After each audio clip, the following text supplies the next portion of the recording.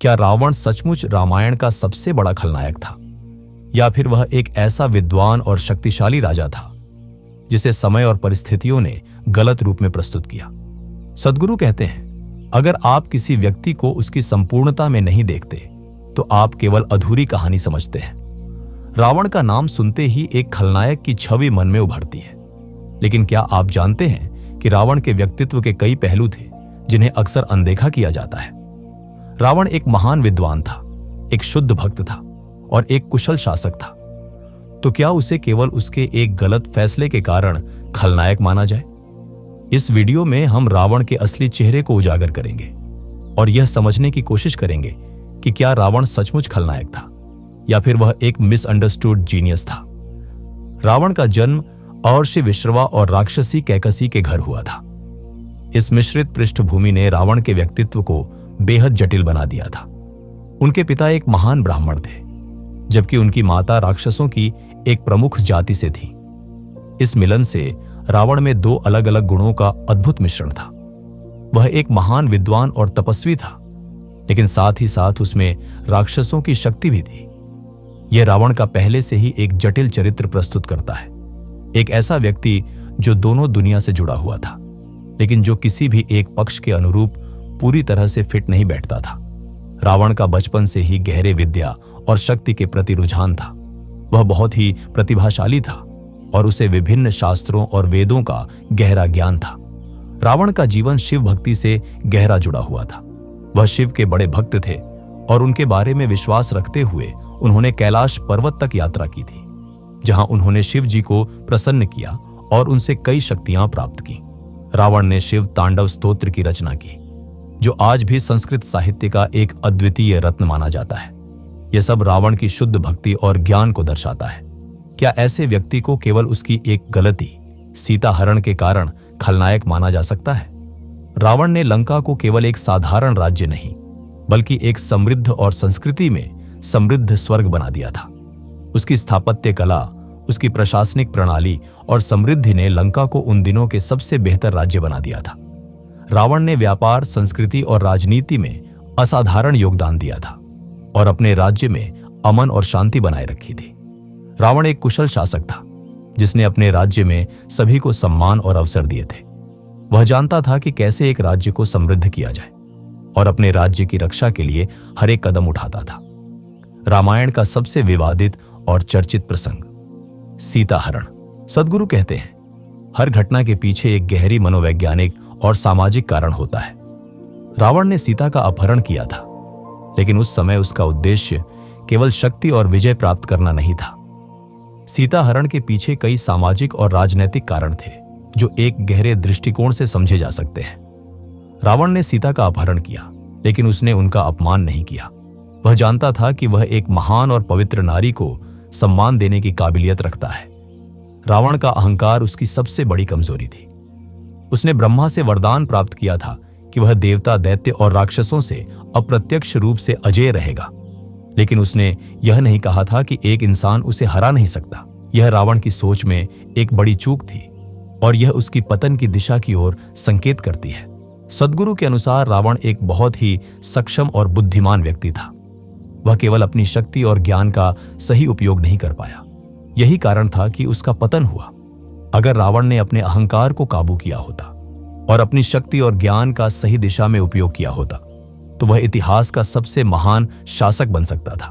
रावण की कहानी आज भी हमें यह सिखाती है, ज्ञान और शक्ति बिना सही दिशा और नियंत्रण के ये दोनों चीजें विनाश का कारण बन सकती हैं। अहंकार, चाहे आप कितने भी शक्तिशाली क्यों ना हो, अहंकार अंततः आपको नष्ट कर देता है। भक्ति और शक्ति का सामंजस्य, भक्ति, विद्या और शक्ति का सही उपयोग ही एक व्यक्ति को महान बनाता है। रावण केवल एक खलनायक नहीं था, वह एक महान विद्वान, एक शुद्ध भक्त और एक कुशल शासक था। उसकी गलतियां, जैसे कि सीता हरण, उसके अहंकार और रणनीतिक चूक का परिणाम थी। लेकिन इसका यह मतलब नहीं है कि वह केवल एक खलनायक था। उसे एक मिसअंडरस्टूड जीनियस कहा जा सकता है, जो अपनी पूरी क्षमता को सही दिशा में इस्तेमाल नहीं कर सका। सद्गुरु के शब्दों में, रावण वह नहीं था जो हम समझते हैं, वह था जो हम समझना नहीं चाहते। रावण ने अपने बचपन से ही अद्वितीय शिक्षा प्राप्त की थी। वह अपने समय का सबसे बड़ा विद्वान था। उसके पास वेदों, उपनिषदों, आयुर्वेद, संगीत, युद्ध कला और ज्योतिष का गहरा ज्ञान था। उसे कई महापुरुषों और ऋषियों से शिक्षा मिली थी और उसने अपनी मेहनत से उसे सिद्ध किया। एक बार रावण महर्षि विश्वामित्र से मिलने के लिए गया था। महर्षि ने रावण को अपने ज्ञान से परिपूर्ण किया।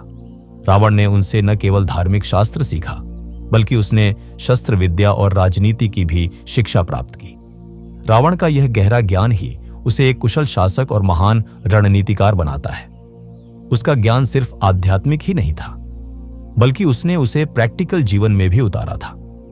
रावण केवल एक विद्वान नहीं था, बल्कि एक महान योद्धा और रणनीतिकार भी था।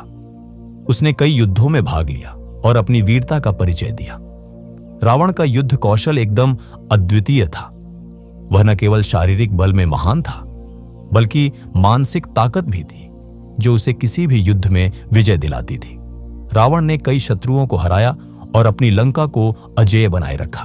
अगर आपको ये वीडियो अब तक जानकारी पूर्ण और सोचने पर मजबूर करने वाला लग रहा है, तो अभी चैनल को सब्सक्राइब जरूर कीजिए। ऐसी ही गहराई से जुड़ी कहानियां, सनातन संस्कृति के रहस्य और सद्गुरु जैसे महापुरुषों के विचार हम आपके लिए लेकर आते रहते हैं। साथ ही बेल आइकन दबाना न भूलें, ताकि अगली बार जब हम कोई और ऐसी गहराई वाली कहानी लाए तो सबसे पहले आप देखें। रावण का साम्राज्य केवल एक राजनीतिक सत्ता नहीं था, बल्कि एक संस्कृति और सभ्यता का प्रतीक था। उसकी सेना में सबसे योग्य और बहादुर योद्धा होते थे और उसकी रणनीतियां युद्ध के मैदान में अद्वितीय होती थी। रावण का सबसे प्रसिद्ध गुण उसकी शिव भक्ति था। वह शिव के परम भक्त थे और उन्होंने शिव के लिए कई कठिन तपस्वी कार्य किए। रावण ने शिव तांडव स्तोत्र की रचना की, जो एक महान संस्कृत रचना है और आज भी पूजा अर्चना में महत्वपूर्ण मानी जाती है। जब रावण ने यह स्तोत्र गाया तो शिव जी प्रसन्न हुए और रावण को एक अद्वितीय वरदान दिया। शिव भक्ति के कारण रावण के व्यक्तित्व में गहरी आध्यात्मिक शक्ति थी और यही उसकी अच्छाई और बुराई का संघर्ष था। रावण के भीतर एक महान भक्त और एक निर्दयी शासक दोनों के गुण समाहित थे और यही उसकी जटिलता थी। रावण का परिवार भी दिलचस्प था। उसका भाई कुंभकर्ण, जो विशालकाय और अद्वितीय शक्ति का स्वामी था, रावण का सबसे बड़ा साथी था। हालांकि कुंभकर्ण को नींद की समस्या थी और वह केवल हर 6 महीने में जागता था, फिर भी वह एक बहुत शक्तिशाली योद्धा था। रावण का भाई विभीषण, जो कि रावण के गलत रास्ते को पहचानता था, अंत में रावण के खिलाफ गया और राम के पक्ष में आ गया। यह एक दिलचस्प घटना थी, क्योंकि विभीषण ने रावण को सुधारने की बहुत कोशिश की थी, लेकिन रावण का अहंकार और उसका अडिग विचार उसे समझने नहीं देता था। रावण के परिवार का संघर्ष और उसकी जटिलता यह दर्शाती है कि वह अपने समय का एक बहुत ही विचारशील और समर्पित शासक था, लेकिन उसमें एक कमजोरी थी। वह कभी भी अपने परिवार के सदस्यों की सलाह पर विचार नहीं करता था। अब हम एक और विवादास्पद घटना की तरफ बढ़ते हैं। रावण द्वारा सीता का अपहरण। क्या सीता हरण सिर्फ एक गलती थी? रावण ने सीता का अपहरण किया, लेकिन क्या यह केवल एक अहंकारी कदम था या फिर उसके पीछे कोई गहरी रणनीतिक सोच थी? रावण ने सीता को अपहरण किया, लेकिन उसे कभी भी उनके सम्मान में कमी नहीं की। उसे यह गलत नहीं लगा कि वह एक राजा की पत्नी को अपने साथ लाए।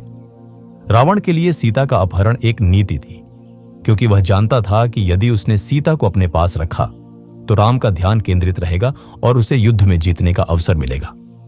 सद्गुरु कहते हैं कि रावण के मन में यह था कि वह अपने तरीके से राम को चुनौती दे रहा था। रावण ने सीता को तो अपने पास रखा, लेकिन वह उनका सम्मान करने में भी पीछे नहीं था। उसने सीता को सुरक्षित रखा और उनका शोषण नहीं किया। क्या यह एक खलनायक का कदम हो सकता है? यह तो केवल एक जटिल व्यक्ति के दिमाग का काम था। रावण का पतन उसकी महानताओं और कृतियों का परिणाम नहीं था, बल्कि उसकी एक बड़ी कमजोरी, अहंकार, जिसने उसे नष्ट कर दिया। सद्गुरु के अनुसार अहंकार व्यक्ति के अंदर एक अंधी शक्ति पैदा करता है, जो उसे उसके रास्ते से हटा देती है। रावण के भीतर अपार शक्ति थी, लेकिन वह इसे सही दिशा में प्रयोग नहीं कर सका। वह यह भूल गया कि किसी भी शक्ति का सही उपयोग न होने पर वह विनाशकारी हो सकती है। रावण का अहंकार ही उसकी सबसे बड़ी कमजोरी बन गई और यही उसकी पतन की मुख्य वजह थी। आज के समय में भी हम रावण से बहुत कुछ सीख सकते हैं। वह हमें यह सिखाता है ज्ञान और शक्ति का सही उपयोग, अहंकार से बचने की आवश्यकता, सकारात्मक दिशा में शक्ति का प्रयोग। रावण का जीवन यह सिखाता है कि यदि आप अपनी शक्ति और ज्ञान का सही दिशा में उपयोग करते हैं तो आप अपने रास्ते से कभी नहीं भटकेंगे। वह यह भी दिखाता है कि शक्ति का अत्यधिक दुरुपयोग अंततः विनाश का कारण बनता है। रावण का व्यक्तित्व बेहद जटिल था। वह एक महान विद्वान, कुशल शासक, शक्तिशाली योद्धा और एक पवित्र भक्त था, लेकिन उसकी गलतियों ने उसे नकारात्मक रूप में पेश किया। रावण को केवल खलनायक के रूप में देखना उसकी संपूर्णता का अपमान है। वह एक मिसअंडरस्टूड जीनियस था जिसने अपनी शक्तियों और ज्ञान का गलत उपयोग किया। सद्गुरु के शब्दों में, रावण वो नहीं था जो हम समझते हैं, वह वो था जो हम समझना नहीं चाहते।